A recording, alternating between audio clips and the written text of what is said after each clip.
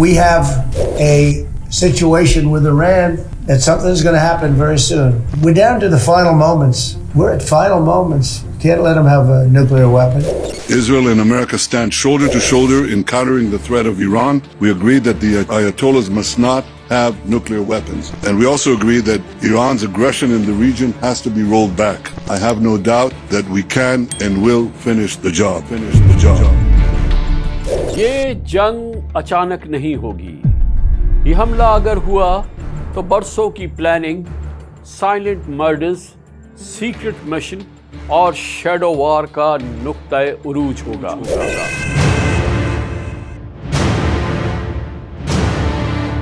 آن مائی radar میں آج ہم بات کر رہے ہیں کیا اسرائیل اور امریکہ ایران پر آخری وار کرنے جا رہے ہیں. There is nowhere in the Middle East Israel cannot reach. There is nowhere we will not go to protect our people and protect our country. With every passing moment, the regime is bringing you, the noble Persian people, closer to the abyss. But you know one simple thing. Iran's tyrants don't care about your future, but you do. When Iran is finally free, and that moment will come a lot sooner than people think, everything will be different. لگتا ہے اب وہ جنگ جو shadow وار تھی اب کھلے آسمان تلے آنے والی ہے.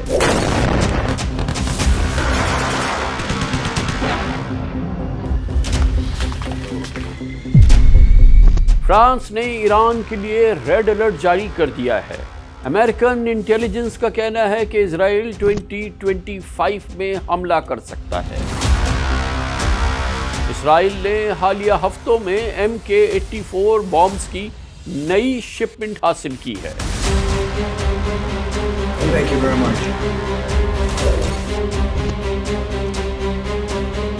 تاریخ بتاتی ہے کہ ایران کا نیوکلیئر پروگرام اسرائیل کے لیے ایک ریڈ لائن ہے اور اسے کراس کرنے پر اسرائیل نے ہر لیول پر اپنا ری ایکشن دیا ہے.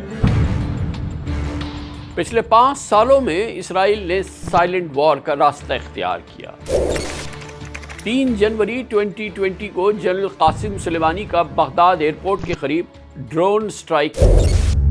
27 نومبر 2020 تہران کے قریب ایران کے ٹاپ نیوکلیئر سائنٹسٹ محسن فخری زادہ کا قتل. 22 میں 2022 پاسداران انقلاب کے کرنل حسن سیاد خدائی کو تہران میں گولی مارنا. 23 نومبر 2022 اصفہان میں نیوکلیئر سائنٹسٹ مجید شہریاری کو کار بم میں ہلاک کرنا. 12 اپریل 2023 ناٹانز نیوکلیئر پلانٹ پر ڈیوسٹیٹنگ سائبر حملہ. 1 اپریل 2024 کو جنرل رضا زاہدی کی ڈیماسکس میں ایرانین قونصلیٹ پر ڈرون اٹیک میں ہلاکت. 26 اکتوبر 2024 اصفہان میں نیوکلیئر انسٹالیشنز پر ڈرون حملہ، الزام اسرائیل پر آیا. یہ یقیناً ایک شیڈو وار تھی، خاموش، مہلک اور مسلسل.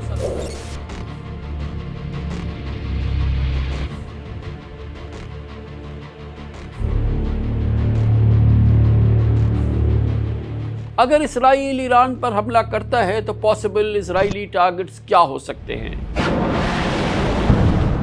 ناٹانز کا انرچ یورینیم میجر سینٹر، فردو پہاڑوں کے اندر چھپا ایک سینسٹیو پلانٹ، پارچن جہاں سے ویپنز مینوفیکچرنگ کی رپورٹس ہیں، اصفہان یورینیم کنورژن کی لوکیشن. لیکن یہ سب ڈیپ ٹارگٹس ہیں. ان کے لیے صرف اسرائیلی F-35 فائٹرز کافی نہیں. امریکن B-2 یا B-21 بامبرز اور GBU-57 بامز ہی ڈیسائسو ہوں گے.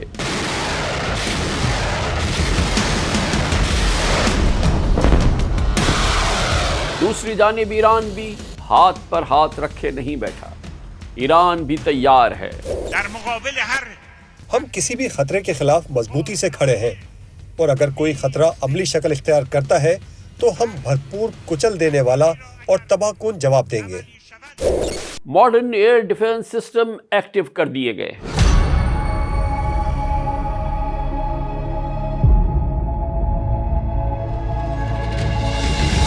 IRGC کہتا ہے کہ ٹیل اویو اور حیفا نشانے پر ہوں گے. ایران کے میزائل شہاب 3 کی رینج 1300 کلومیٹر ہے. ایرانی میزائل قدر کی رینج 1600 کلومیٹر ہے. سجل 2 2000 کلومیٹر تک ہٹ کر سکتا ہے. سالڈ فیول کے ساتھ اس میں کوئک لانچ کیپیبلٹی بھی ہے. مگر یہ یاد رکھنا ہوگا کہ اب ایران پہلا جیسا طاقتور اور پاورفل نہیں ہے. پچھلے 2 سال میں اسرائیل نے ایران کے سب سے مضبوط پراکسی نیٹ ورک کو بالکل ڈسٹرپٹ کر دیا ہے.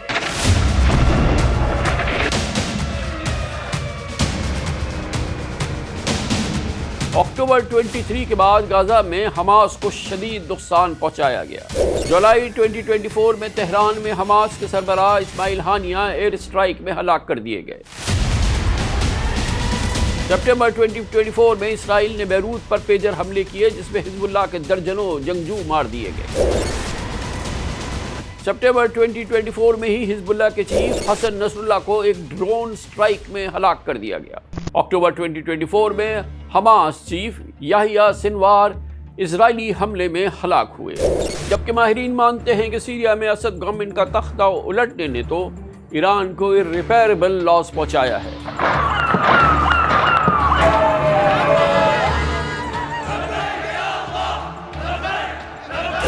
نتیجہ یہ نکلا کہ ایران کے پاس اب وہ زمینی قوت نہیں جو کبھی لبنانی بارڈرز، غزہ یا شام میں تھی.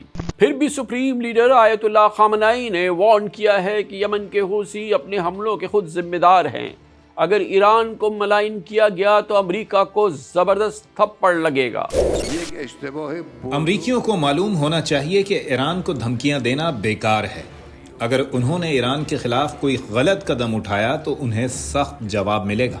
اب سوال یہ ہے کہ اس پورے پس منظر میں عالمی طاقتیں کیا کریں گی؟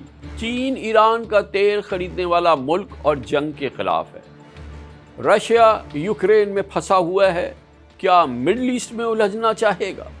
عرب دنیا خاموش لیکن کنسرنڈ ہے. یونائٹڈ نیشنز انیفیکٹو اور سلو ہے. یہ کوئی عام ٹینشن نہیں، یہ گریٹ گیم کی آخری چال ہو سکتا ہے.